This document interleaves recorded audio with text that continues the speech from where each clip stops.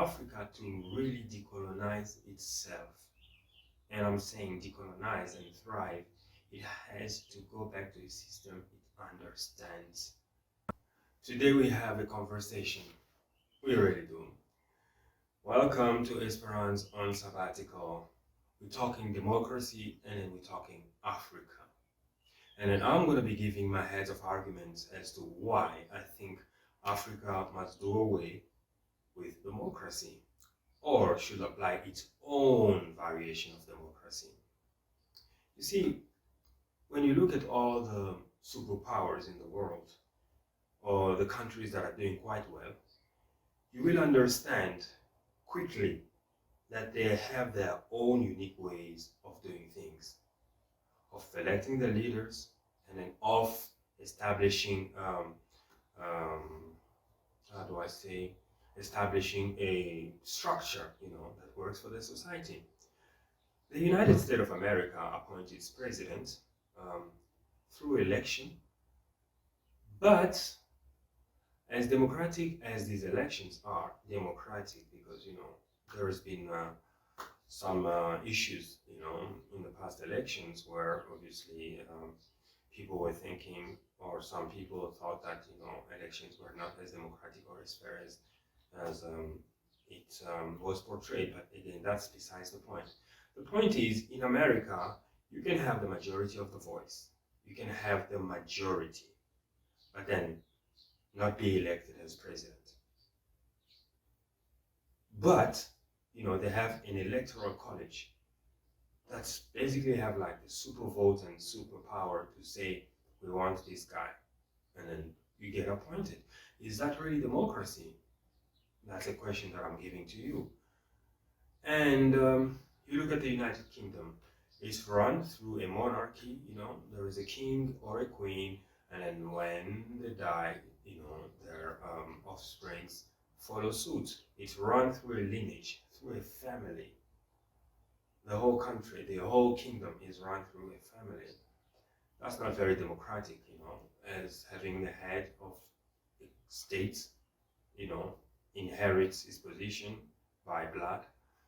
But again, that is nothing. You have the Prime Minister of the United Kingdom who's not appointed by popular vote. It's not a popular vote. He's appointed because his party is probably, arguably, the majority in parliament. And then, by virtue of that, he becomes Prime Minister. And then you have, for instance, the case of Belgium, where there's also a king, and then there is this complicated system, because it's different communities that have come together. But, the system is made in a sense that, the Belgian government finds balance and then appoints its prime minister, and then he is able to, to lead the country, throughout different mechanism. But again, his appointment is not very democratic, And then you have Switzerland, for instance, where there is an understanding. There are a couple of presidents, and then each and every president does a year. It's like a turning presidency, something like that. And then they have a system of canton, they call it cantonment, I think it's in English or something, I'm not sure. But, it is very much run throughout communities. It's not really quite democratic. It's, it's a system. It's not really democratic, but it is a system, and it works for them. So all these countries, you go to China, for instance, they have like CCP, the party, that runs the state and, like basically runs the affairs. So if you want to, have a political career, that is the only path. But again, China is doing very well on a global market and economy and politics anyway. India, very same thing, They have their own system. And the UAE as well has, the Emirati president is appointed from a family. And, you have like the Dubais and Abu Dhabis that are run by families. And these countries, amongst so many, are doing quite well. But they do not have the democratic system that is demanded to Africa or Africans. demanded, obviously, is yes, demanded by the West, you know. So they preach Africa democracy, Africa we need to exert democracy all these years. But keep in mind, Africa has been independent most case, um, using the oldest country for over 60 years. And some countries have applied democratic rules, but Africa is still lagging behind. My argument is that it's because the system that is imposed on Africa, the democratic system that is imposed, is actually detrimental to the continent. And I will tell you why. You know, I have my ways of working, you know. There is a way, there is a method that I use to work or to do anything that I have to do, any chores or duties. Now, you know, if you ask me to read a book, I will probably choose, you know, the early hours of the morning, the very early hours of the morning, because that's when I feel that, you know, I can read and then regurgitate much better, which is between midnight and 3, 4 a.m. in the morning. That's my system, and somebody else may have his own system. You know, you give him a book, he will read it maybe at 12 noon in, you know, everybody has got his own system. And Africa is lagging behind because it hasn't got its own system. The system that is imposed on it is not it's not an inborn. It's not a system that we understand and then we can use and exploit to our own advantage. 60 years, democratic rules have come and gone in Africa. At times we've had like dictatorships, you know, but the point remains that the continent is still almost where it was right after independence, if not worse. I blame it on democracy. I'll tell you why. When you go back in times, you know, go back in times prior colonialism, we had great empires that did well. You know, you had like the Songhai Empire, you have the Aksum Empire, you had you had all these, the Cubas, the Congos, the how do I call this again, even the Ashanti kingdoms, and all these kingdoms, you know, they did quite well before colonialism. But why can't we replicate the greatness that they had achieved in their times today? We can't, simply because we are using a different system. Again, you guess right, democracy.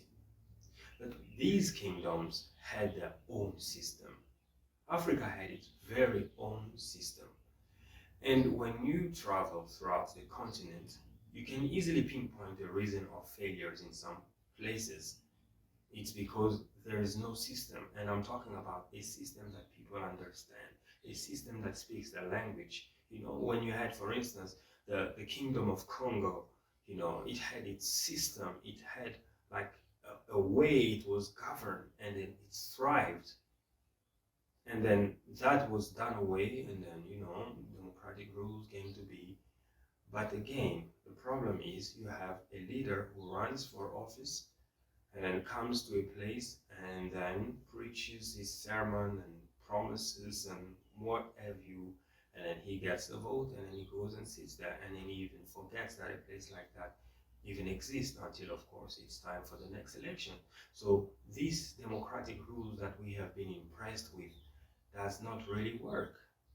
I argue that for Africa to really decolonize itself, and I'm saying decolonize and thrive, it has to go back to a system it understands.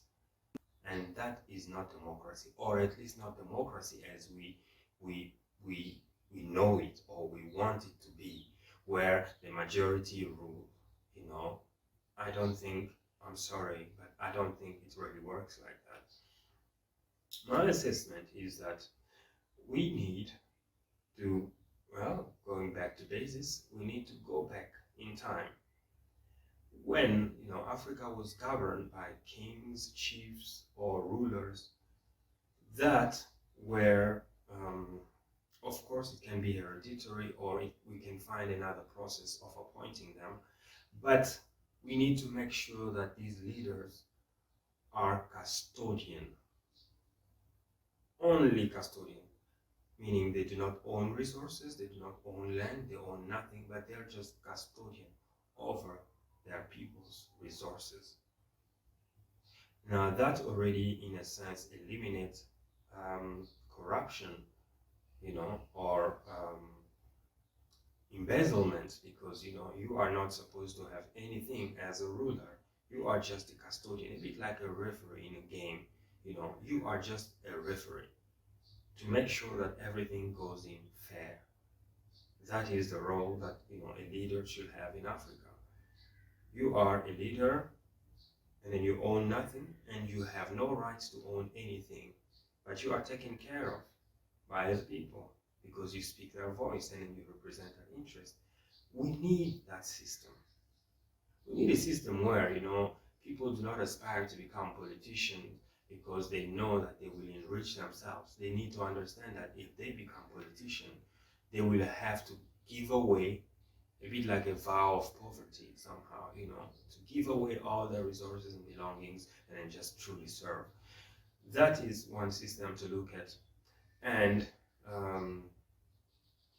I think there are so many other things, depending on where you are in Africa, that can work. But you need to establish a system that really works, not where that you have to wait for somebody to come after 5 years and then promises you something and goes. No, you need to have like community-oriented leadership as well. When you have a ruler, you have community-oriented leadership where problems are solved at the community level, so that it does not need to escalate at further up the chains of power. And then communities have to be connected, interconnected, interconnected and interdependent.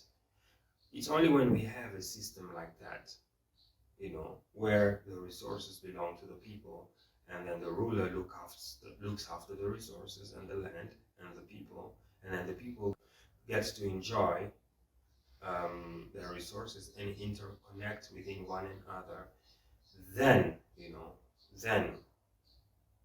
we will start having a basis for a voice and for a system that really speaks our language. Democracy is not wrong. I'm not saying anything wrong with it, but I'm just saying the way it is applied in Africa should not be, because they who are preaching this very same sermon of democracy do not apply it exactly as they intended to be for Africa. So for a true decolonization, we need to find a system that works for us, and then a system that speaks for us, a system that protects us, us, resources, land, and everything, and then the system must be able to sustain our existence. That is my take. I'm going to be coming back again with more on this, because it's a very broad topic, but really please have a go. Look at how our old kingdoms, ancient kingdoms, the Monopotapas, and all of these great kingdoms did. You will understand that they had their system, and it was not democratic, but it worked. So if we can revisit that and then adapt it to our current circumstances, it's going to be a basis for a truly independent Africa and a truly decolonized Africa, and an Africa that will thrive in the future. That is it for now. Thank you for giving me an ear, and then I want to hear what you think of that. Do you really think democracy should be upheld in Africa? Leave me a comment below, and then we will engage in this conversation a bit more further on. Thank you for joining Esperance on Sabbatical. I'll see you on the next installment. Bye.